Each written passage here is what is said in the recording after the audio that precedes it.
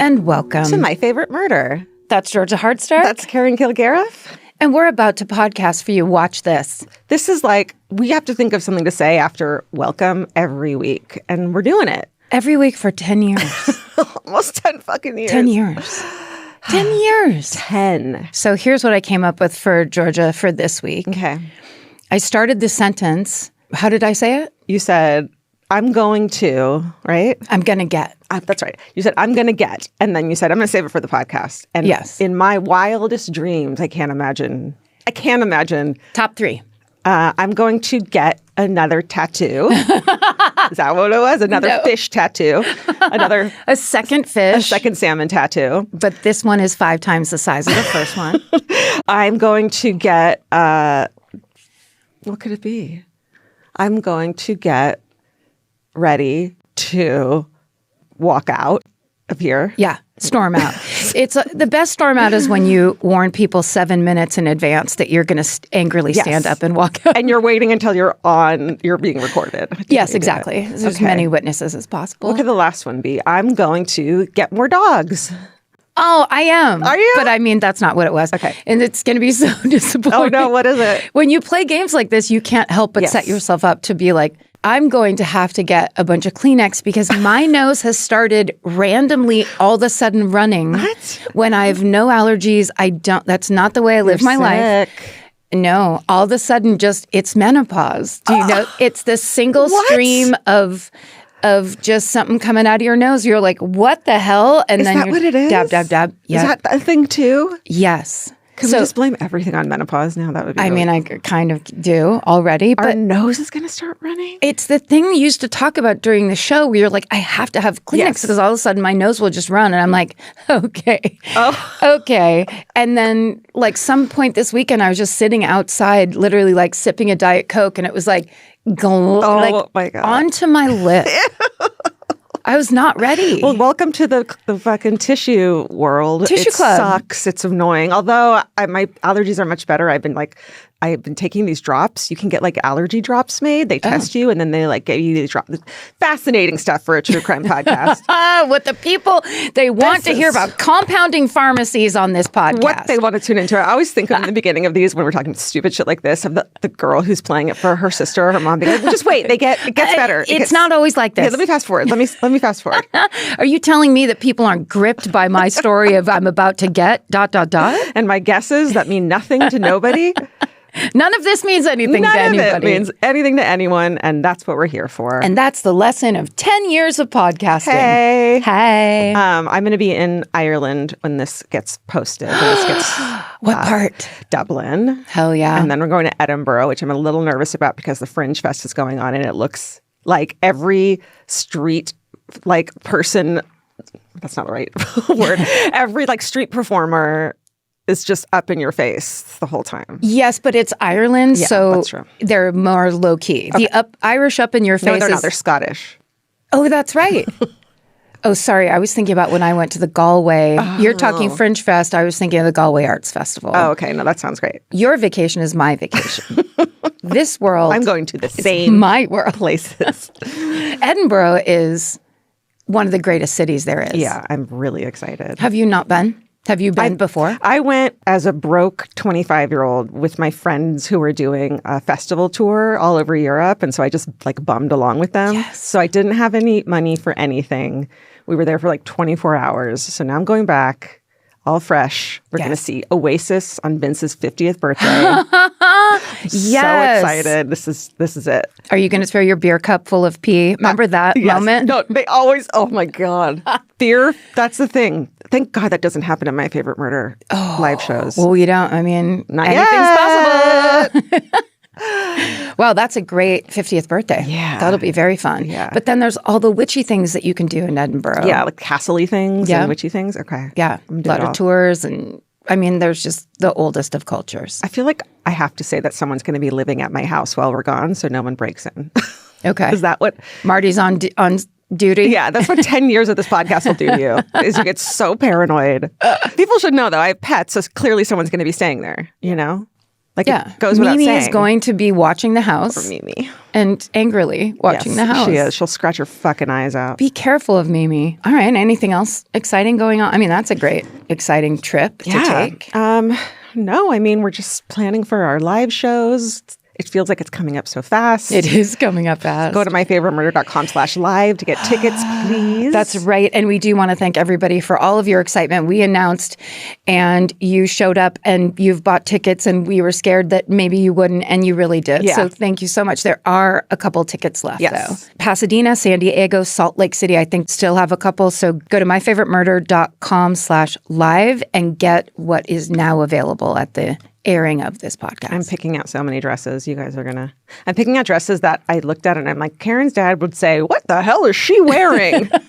I don't know why. Like, that's my goal. Is for your dad to. What in the hell is she wearing? Jesus, that's from the 1960s. Why would she wear that? You're and Kathleen had a dress like that.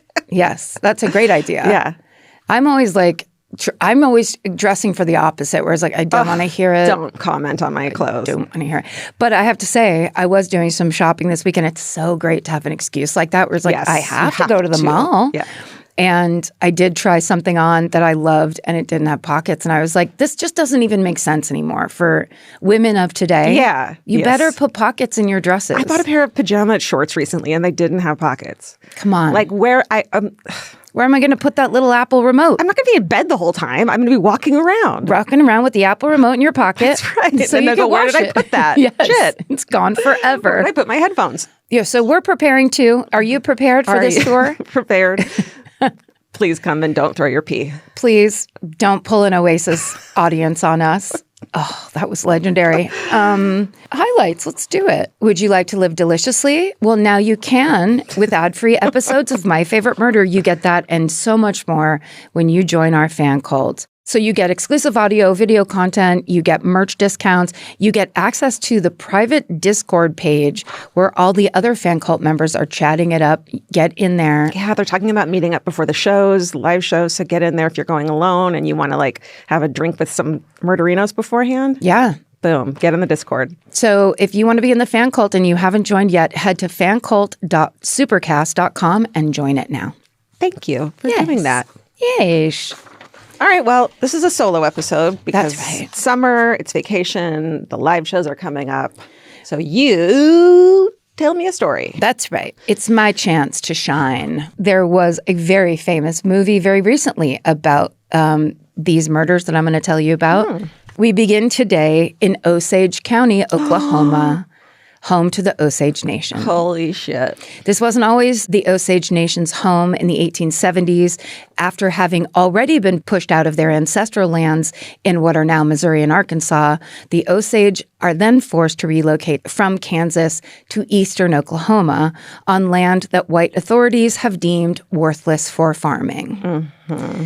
But decades later, underneath that same worthless land, oil deposits are discovered. So when the Osage realize that they're sitting on a gold mine, they meet with the federal government and shrewdly negotiate to maintain their reservation's mineral rights, flipping a very racist power dynamic on its head. So in 1923 alone, those oil royalties brought in around $30 million for the Osage Nation. Whoa. Do you want to guess what that would be in today's money? 175.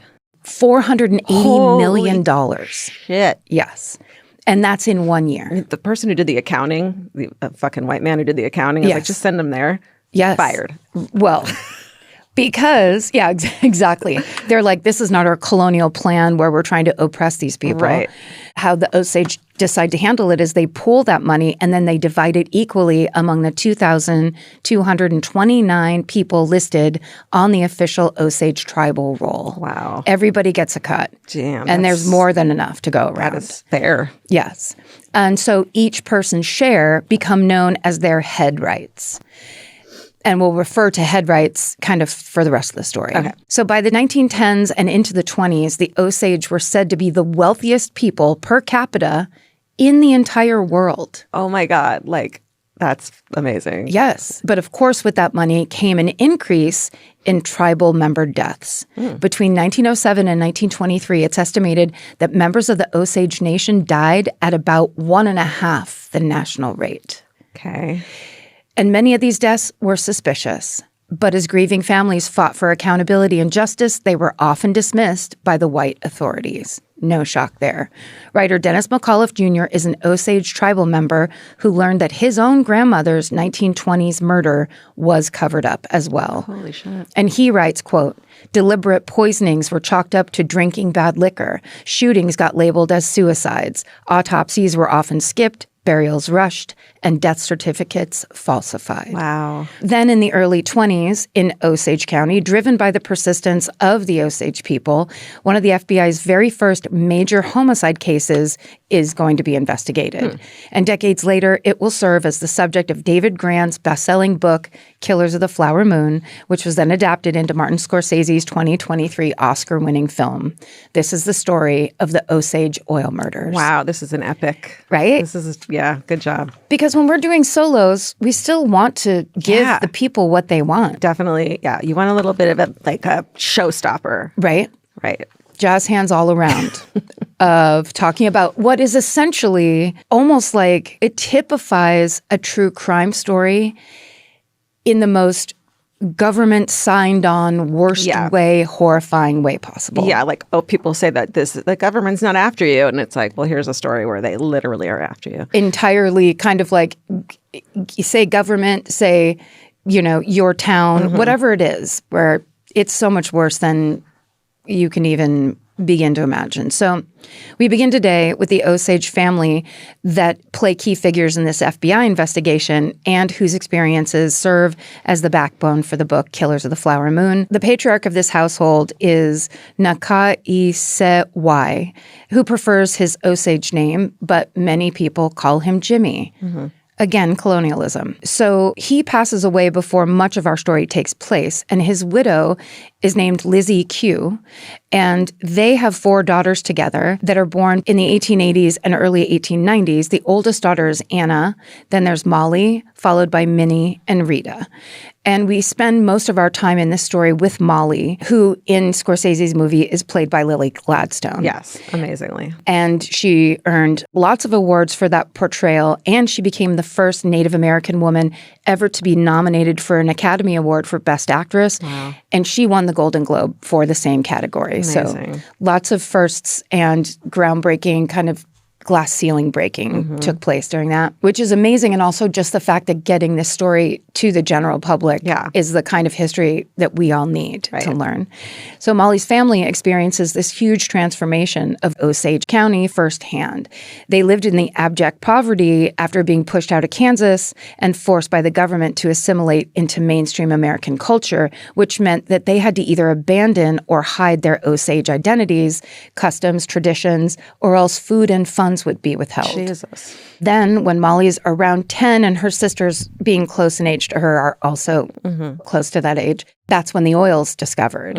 Suddenly, Osage families go from barely scraping by to moving into large homes that are often staffed with white domestic servants. Damn. I mean, God, what a fucking moment. What a moment. This should be a TV show. That should be like a TV show. Like the upstairs, downstairs kind of style absolutely. Thing? Is it a comedy? I think it could be. Okay. I think the people who made Reservation Dogs could easily give us a kind of a retro, let's capture this for the moment that it is. Yeah. All right. There's your pitch. Not for me to say, though. Not for me to pitch. But so there's nothing that a member of the Osage Nation who is getting a cut of this oil money can't buy, including couture from Paris, expensive cars, and chauffeurs to drive them. Oh, my God. Anything that basically you could dream of. One New York newspaper reports that, quote, lo and behold, the Indian, instead of starving to death, enjoys a steady income that turns bankers green with envy. Jesus. Yeah, end quote. So this materializes as an influx of white settlers into Osage County. An FBI report will later note that, quote, the rich oiled fields produce not only an abundance of oil, but also grift, easy money, gambling, whiskey, and parasites bent on milking the Osage out of all he owned. So that's pretty typical. Yeah. But these schemes used by white settlers are endless. Some open businesses that sell goods or services to Osage customers at extremely inflated prices. There's also a rash of robberies and con men in the area. And then there are also these so-called guardians who are mandated by the federal government. So guardians are basically white people who monitor Osage men and women's bank accounts because the government has deemed them, quote, incompetent when it comes to handling their oil wealth. Wow. So it's in the bank and they still have to have someone keep an eye on it. A white man. Yeah, they force someone to. Yeah. To keep tabs. It's not only overtly racist, these so-called guardians aren't trained accountants. Right. Many of them are just local white businessmen, but they oversee every aspect of their ward's spending, approving or denying whatever expenditures they see fit. What? It's so infuriating. So I bet they can't just take all their money out and leave. You know what I mean? You're thinking go move to New York City. It's like they don't have access to that money, even though it's theirs. Yes. I'm sure. Their spending is controlled in a way that serves the white infrastructure. And unsurprisingly, many of these guardians abuse this power and steal directly from Osage accounts. Another type of grifter are the white settlers, typically single men, who swoop into Osage County looking to marry into oil head rights. Wow. By law, head rights can only be passed along through an inheritance or marriage. They cannot be sold or given away. So joining an Osage household is a direct way for white men to access the oil money, as they often wind up serving as the guardian for their Osage wives. Right. So love, it's like everything is a scam. Wow. Everything. So by the late 1910s, Molly and her sisters, Anna, Minnie, and Rita, are in their late 20s to early 30s. Like every Osage person, they know that white people are here to swindle and con them. Sure. So trust is not something that comes easily. But at the same time, there's only around 2,000 people on the official tribal roll. And so the number of young, eligible Osage men and women is a small pool. Because of that, many of them do wind up marrying white settlers in the face of the very real possibility that their partners have ulterior motives. God. Nasty. Just like the worst feeling. God. Absolutely.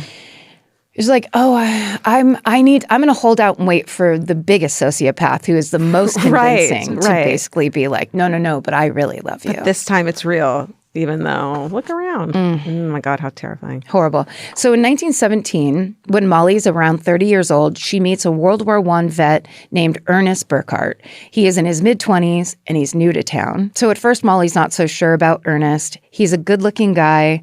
In the movie, he's played by Leonardo DiCaprio. Yes, he is. And he's often described as simple and passive, which probably makes him feel safe to Molly. Totally. Right? He's not a scheming and smooth talker. Yeah. Also, given the power he would have over their household, it seems to be a green flag that Ernest doesn't seem particularly shrewd or ambitious. It also doesn't hurt that Ernest is the nephew and sort of adoptive son of one of the most powerful men in Osage County, a man named William King Hale. So Hale is in his 40s, and he's a white cowboy from Texas who's got a rags to riches story that mirrors the Osage's own rise to wealth. He started out leasing grazing land from the Osage tribe and slowly acquired more acres and more cattle, and then a bank, and then a general store, and ultimately he became one of the county's wealthiest ranchers. It's unclear, though, if he came by all of that money honestly every time in every deal. Dennis McAuliffe Jr. reports that, quote, a portion of his fortune allegedly came from insuring his pasture for $1 an acre and having his cowboys torch 30,000 acres in one night. Holy shit. Yeah. But in the area, in the county, Hale has a great reputation. He's seen as easygoing and generous, the kind of guy who donates to schools, gives money to build hospitals, and positions himself as the, quote, best friend of the Osage. So, a lot of scheming going on in town. Yeah. A lot of high level. Yeah. It's kind of that thing where when people get scammed and then they're so embarrassed or how could I fall for it? And it's because the person who was scamming you was dedicated their life to scamming you. That's what they do. Right. So you're just you're having this oh my God, we won the lottery, except for it turns everyone into an enemy. Right. So Molly and her family know William Hale very well. So when Ernest begins to pursue Molly, there's some just kind of pre-established trust. She figures that Ernest must like her for her and not her money because he doesn't need the money. William Hale will always take care of him, presumably. Okay. So Molly eventually marries Ernest, and they do seem like a loving couple. She has diabetes, which can be fatal at that time. Right. So she depends on Ernest to care for her. And even though Molly speaks English fluently, Ernest learns to speak the Osage language so that the two can communicate in her native language. Oh, okay. An act of love, Yeah. some might say. One would think. One would like to assume. Right. About a year later in 1918, Minnie, who's Molly's second youngest sister, suddenly dies. She was only in her late 20s. She'd always been very healthy. The white doctors, chalk it up to, quote, a wasting illness, and that's that. They never look further into it. Wasting illness. Okay. Just a few months later, Minnie's widower, who's a white man named Bill Smith, marries the younger sister Rita, who's the youngest daughter in Molly's family. It sounds weird, but it's actually an antiquated custom that many cultures around the world practice, which is kind of like if someone dies, you marry back into the family through another sibling. Okay.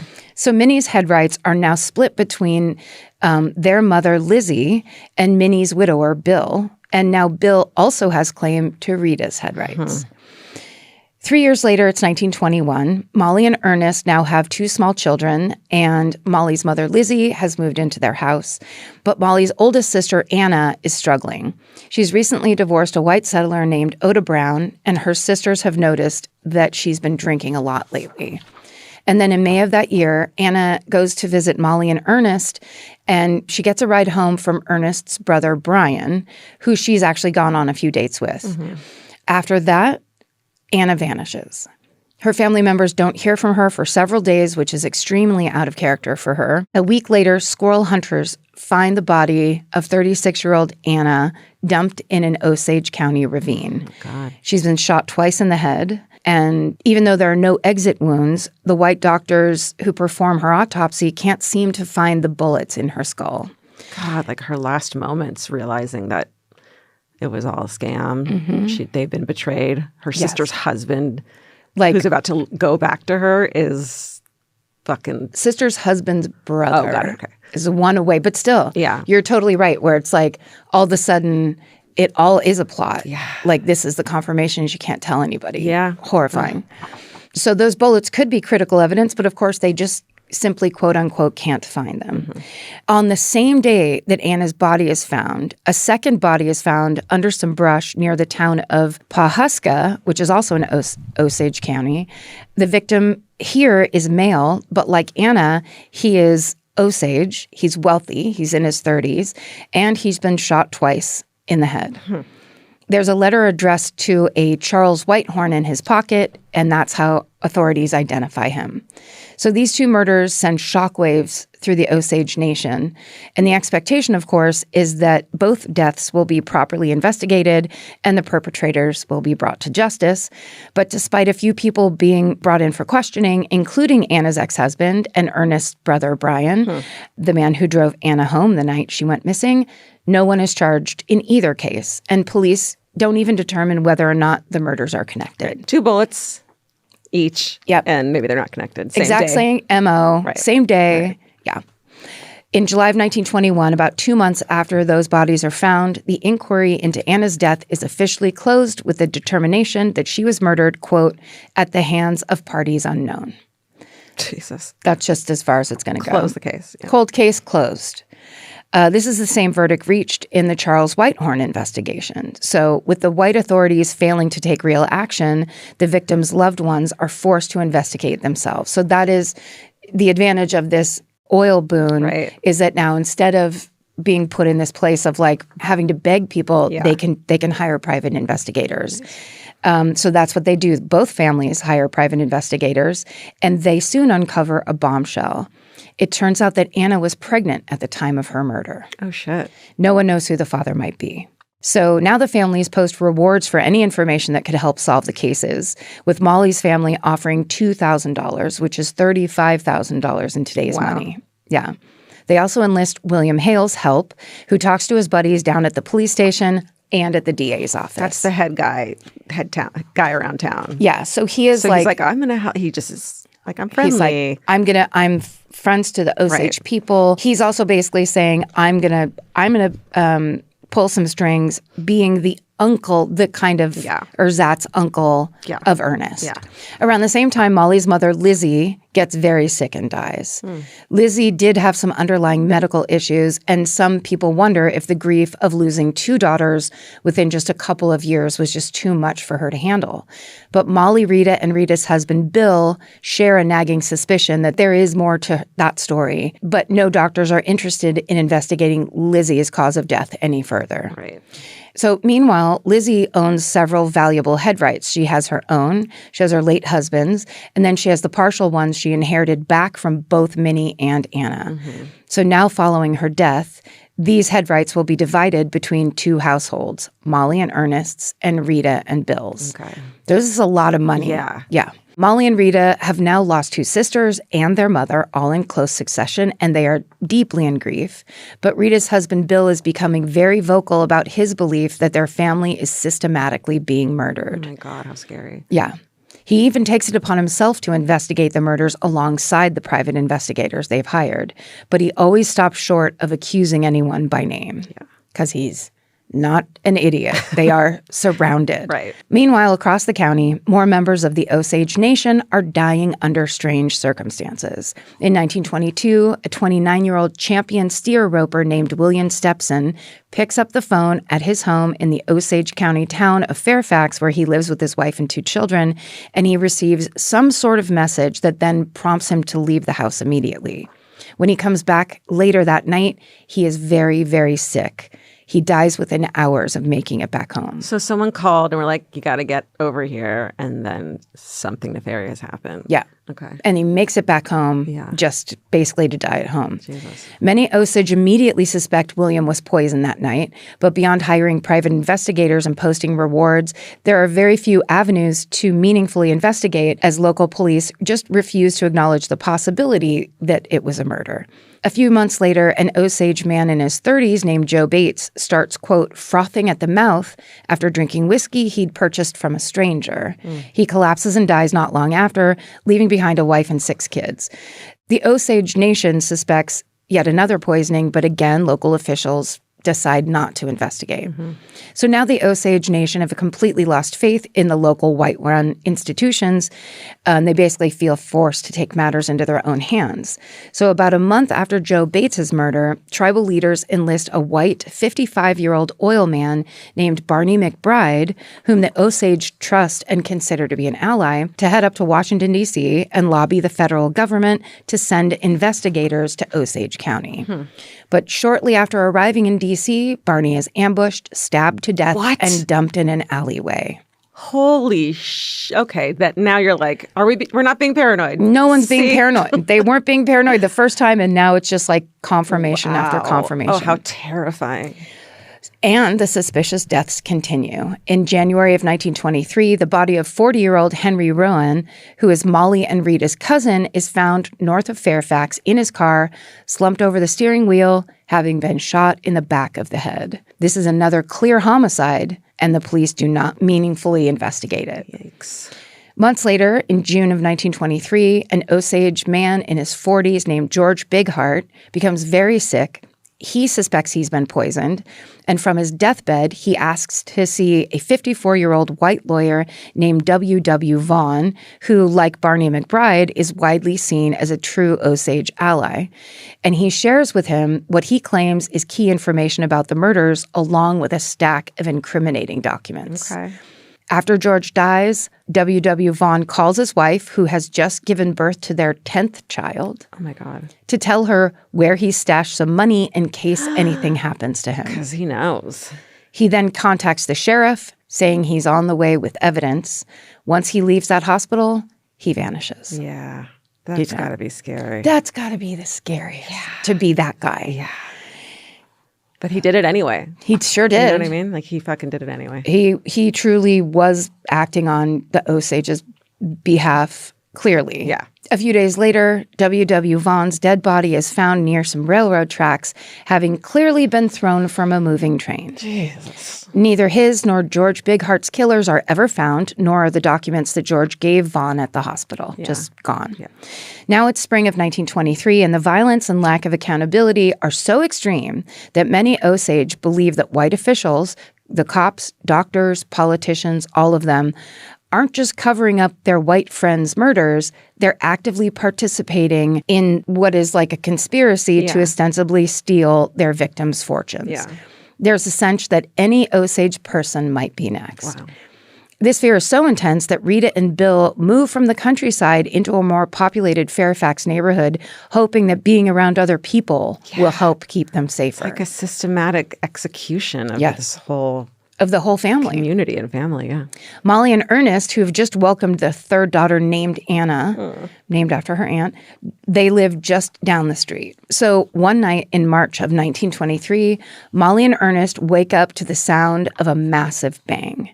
Molly jumps out of bed, runs to the window, and sees a huge orange fireball rising above her sister's house. Rita and Bill's home has just been bombed. The property is reduced to rubble. Oh, my God. Rita and the family's teenage maid, a woman named Nettie Brookshire, die instantly. Bill lives through the explosion. He hangs on for several days and then succumbs to his injuries. Holy shit. His doctors inject him with so much morphine that he isn't able to say much before he dies. Aside from this quote, they got Rita, and now it looks like they've got me. Damn. End quote. So aside from Ernest and their children, Molly is now the only member of her immediate family that's left alive. Oh, my God. This means all of their assets and head rights, her father's, her mother's, and her three sisters, are transferred to her and Ernest. Oh, shit. Yeah. So now, meanwhile, up in Washington, D.C., a 29-year-old J. Edgar Hoover, who Leonardo DiCaprio has also played in a film, has just been made the acting director of the Bureau of Investigation, which is the early incarnation of the FBI. And even though homicides aren't really the Bureau's purview at the time, they're more known for tackling white-collar crimes.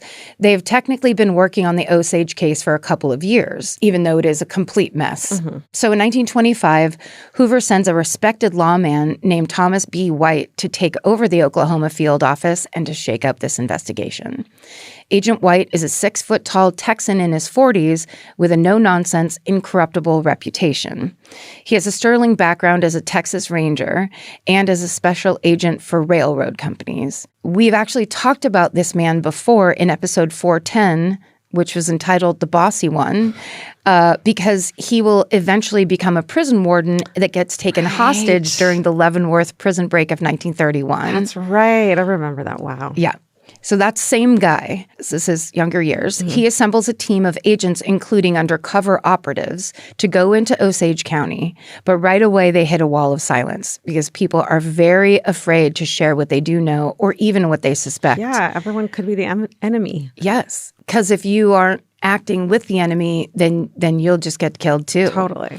So as Agent White interviews people and digs around in the case files, he's finding signs of a clear conspiracy, which corroborate what the Osage have been suspecting all along. Important pieces of evidence go missing, autopsies are hastily prepared, witness statements are never followed up on, alibis go unchecked. And one of the people that Agent White really wants to speak to about this is Molly Burkhart. But when he first meets her, he is stunned by how sick she is. Ernest explains that Molly suffers from diabetes and that she's recently started taking insulin, which is hard to come by and considered experimental at the time. But instead of improving, Molly seems to be getting worse because of this insulin. Agent White suspects that Molly is being poisoned by someone. He can't do much with this suspicion until he pulls some evidence together. But fortunately, a tip comes in. An incarcerated man named Bert Lawson spills that back in 1923, he was hired to blow up Bill and Rita Smith's home using nitroglycerin. Whoa. He was paid $5,000 to do this, which is $90,000 in today's money. And the man who hired him, none other than self-professed best friend of the Osage himself, William Hale. And his nephew, Ernest Burkhart, Molly's doting husband, served as his intermediary. Damn.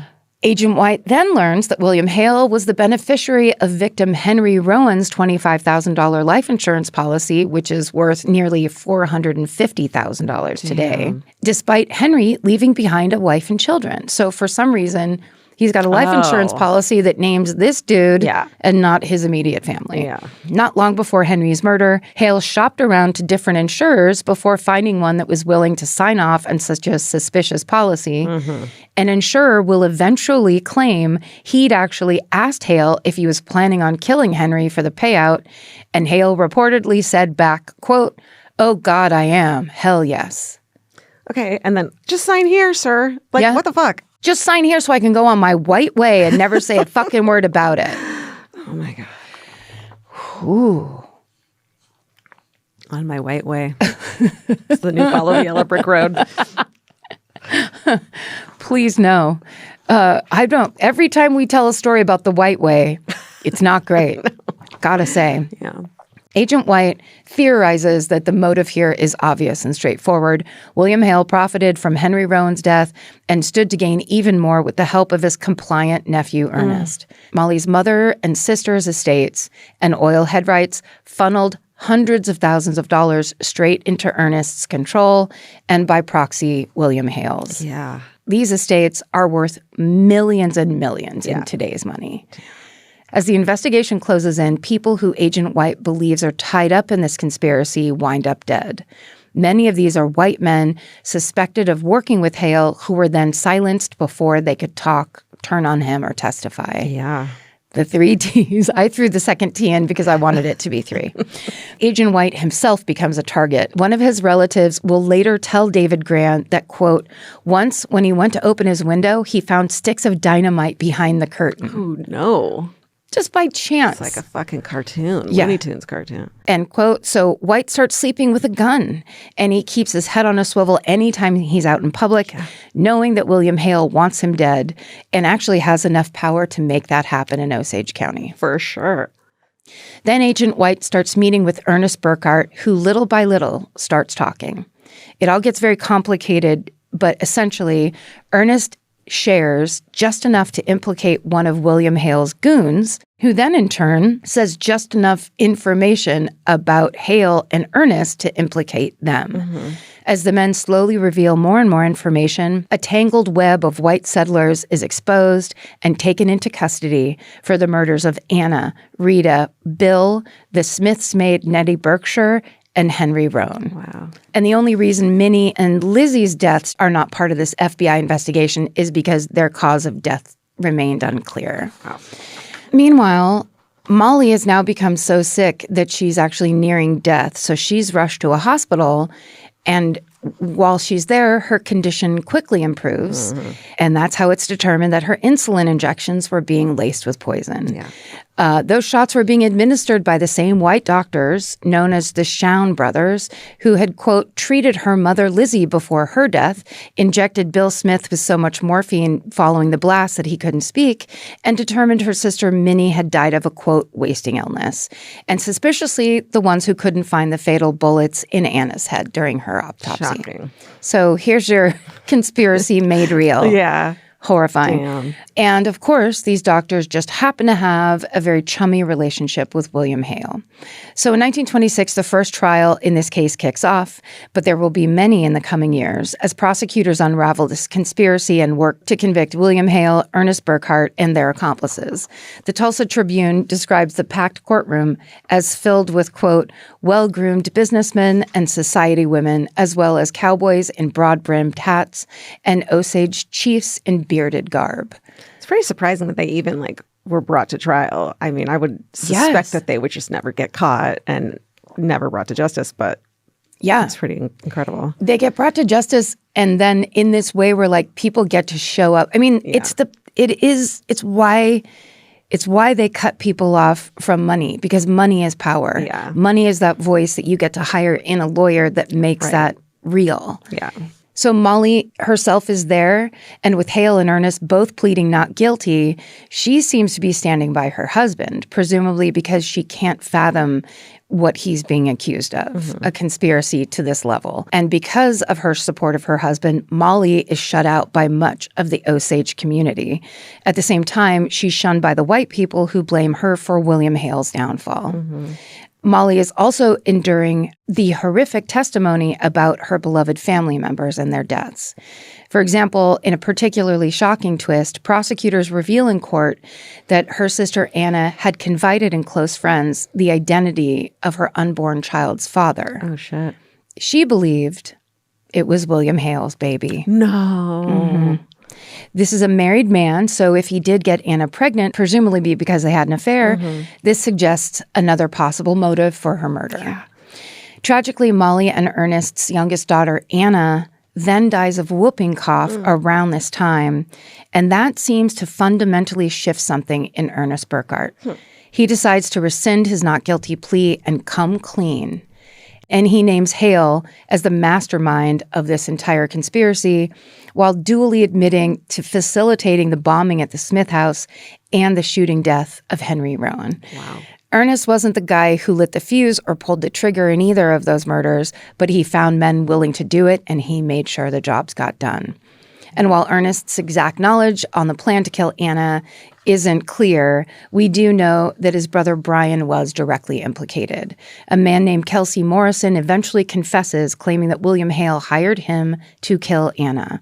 Kelsey testifies that Brian was right beside him as he pulled the trigger that night, and he'd even driven Anna to the ravine in Ernest's car. Oh, God. When Brian is eventually charged in connection with Anna's murder, his trial ends in a hung jury, and he's acquitted. No. The one thing Ernest does always maintain is that he had no idea that they were poisoning Molly's insulin.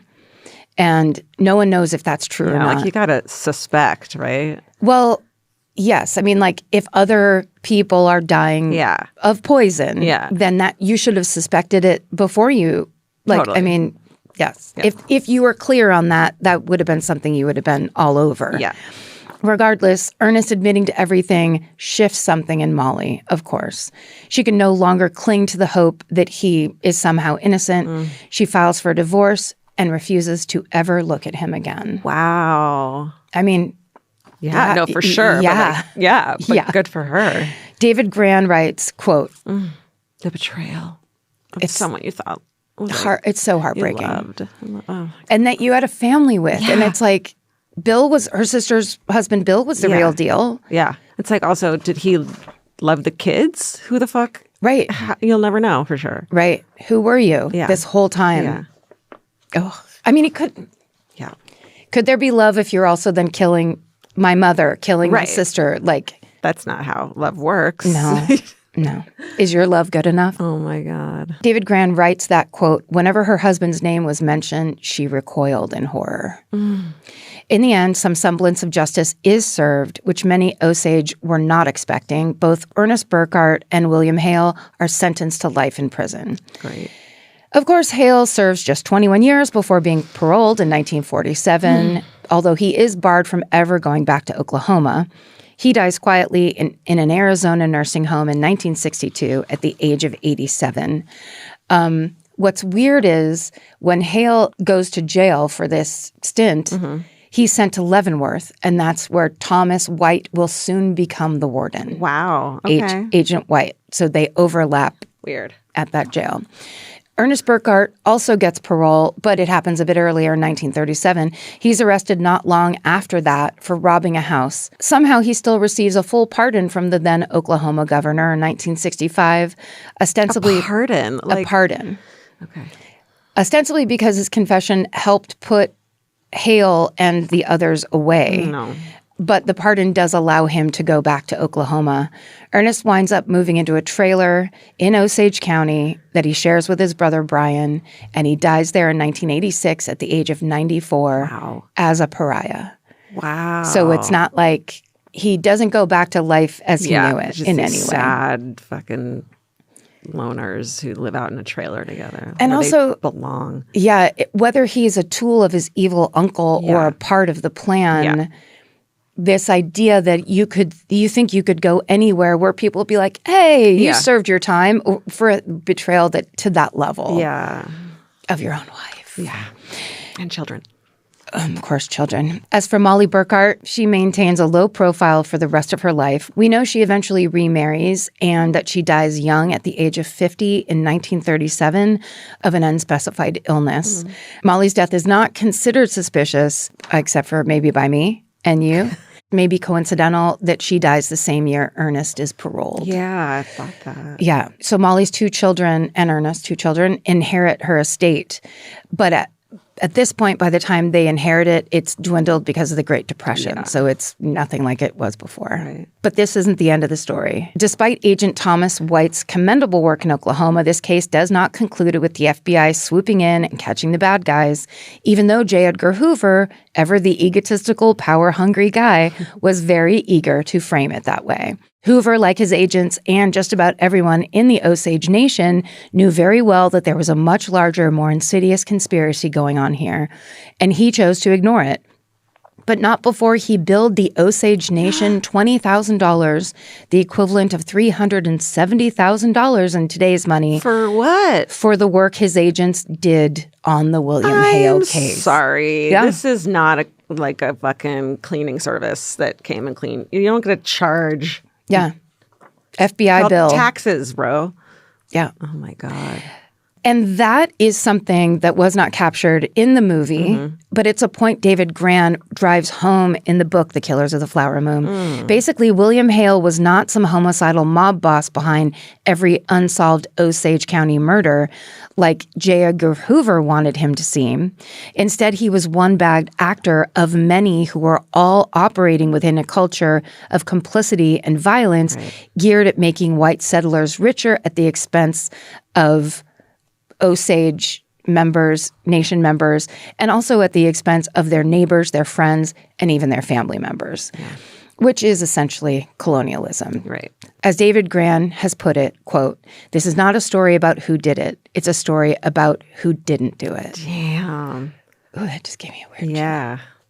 For example, Charles Whitehorn, the man whose body was found the same day as Anna's body, is widely assumed to have been murdered by a white man in collusion with Whitehorn's white widow, Hattie, presumably for his head rights. Damn.